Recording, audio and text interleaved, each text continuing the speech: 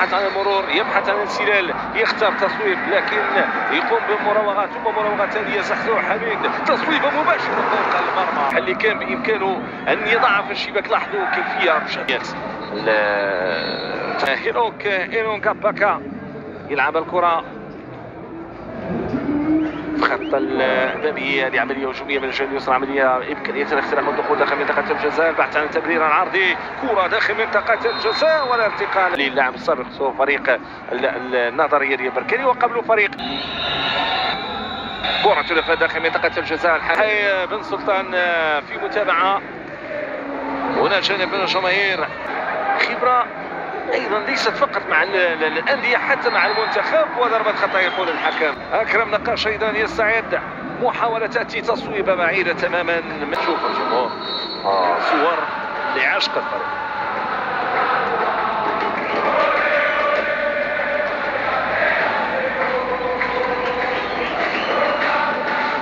تستمر هذه العمليه الهجوميه من جانب فريق النادي المكناسي. كره مهيئه بشكل جيش ملكي.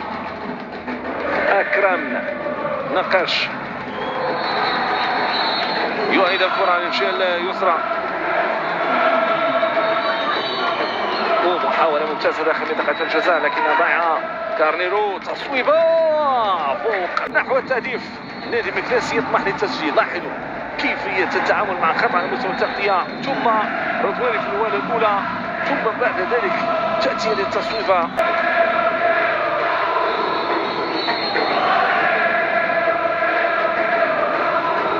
لتكون من جانب فريق النادي المكناسي الطموح لتسجيل الهدف الاول.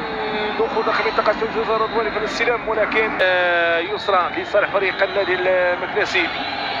امكانيه رفع هذه الكره داخل منطقه الجزاء وتصويب تحضير الهدف مقابل شيء. يطمح لان تكون هذه المواجهه افضل احسن. كره محاوله دخول داخل منطقه الجزاء، عمليه الاستلام، تمريره ممتازه، تصويبه لكنها بعيده. لاحظوا المترابطات اللي كتجي بين لاعبي فريق الجيش الملكي. كرة قصار بهذه الكيفية. الحلول الهجومية بإمكان أن تأتي الفحلي. قام تمريرة جيدة، محاولة كترجع عن الفحلي. الفحلي كيخترق كيدخل داخل منطقة الجزاء في غياب متمم للعملية. تصويبة ممتازة كيضيع هدف محقق. الكرة وبالفعل يتأتى ذلك بخروج هذه الكرة إلى الركنية. لاحظوا هنا الكيفية. فريقان اختلفا في المباراة الأولى من ناحية النتيجة. فريق منتصر وفريق يقدم نفسه بعد هزيمه. كره براسيه، محاوله صوب حريمات، كره محاوله ممتازه، جول! يصوب مباشره في الشباك يوسف فرحو. يا سلام، يسجل عليه الهدف الاول في هذه المقابله. ولاحظوا استباده الدفاع فريق النادي المكناسي. وهنا طريقه وامكانيه لتوفى. تعود للقدام للفريق النادي المكناسي من الجهه اليمنى. عمليه هجوميه، رفع الكرة داخل منطقة الجزاء واختراق، محاولة ممتازة، دخول داخل منطقة الجزاء. كرة كان بإمكانها أن تكون فحلي في خط الوسط. التمريرة ديالو ناجحة، مرت الجهة اليمنى، عملية الاستلام، إمكانية التصويب. كرة أمامية تعود مرة ثانية لتكون من جانب فريق الجيش الملكي. زحزوح أمين رجع كورته للخلف. حريمات صاحب 3 أهداف هاتريك في المقابله الماضيه امام فريق شباب المحمديه في الدوره الاولى دوري الاحترافي نوي. كره من حريمات الجهه اليمنى، انطلاقه، تمريره عرضيه جانبيه داخل منطقه الجزاء، راسيه، محاوله من جديد مستمره من جانب الفحلي، جانب اللاعب كريم الولدي اللي تمكن من ابعاد الخطر. كره للجيش الملكي الجهه اليمنى، عمليه هجوميه، محاوله الاختراق، دخول داخل منطقه الجزاء، مراوغه، سويبه الحليب، محاولة ديالو بهدوء. فريق الجيش الملكي سريع ايضا في صعود الى الهجوم. كرة من الجهة اليمنى، محاولة ممتازة، فرصة جول! من وضع الكرة في الشباك هو زكريا جولال هو من وضع الكرة في الشباك. نعم، الملعب 2 أهداف مقابل شيء. سفيان بروحه غير راضي، نعم غير راضي، على اعتبار انه شباكه تلقت 2 في الجولة الأولى. الجيش الملكي بعد الخماسي امام شباب المحمد. الفعاليه في الوقت اللي كنشوفوا الان، تمرير البحث عن الكرات في الخلف من محسن رمجه.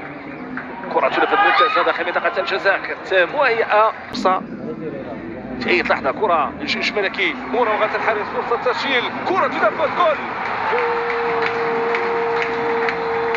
ثالث الابتسامة موجودة والفرحة موجودة في المدرجات. لاحظوا الكيفية ولحظة الانطلاقة يظهر في غياب التسلل لكن في حضور البديهة. إذا كرة ثابتة تنفذ داخل منطقة الجزاء.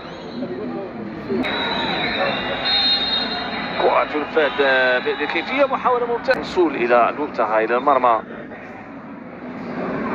لأنه عنده إمكانيات جيدة وستتأكد من خلال العمليات الهجومية التي نشاهدها الآن. مباشرة عند الحارس خياطي. تمريرة ممتازة تصويبة من جانب الحليب تعود مرة ثانية.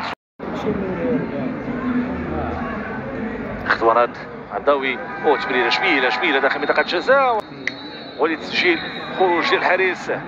كرة أتيحت. اسلوب لاعب فريق الجيش الملكي في راحة في أريحية في عملية هجومية خطيرة. كرة ممتازة جول يسجل الهدف الرابع في مباراة اليوم. دفاع النادي المكناسي في وضعية صعبة. تومي سونغ تمريرة عرضية جانبية جات بهذه الكيفية. نشوفوا من استلم من سجل زحزوح في تمريرة بهذا الشكل. كرة لفريق الجيش الملكي عملية هجومية دخول داخل منطقة الجزاء. زحزوح في التصويب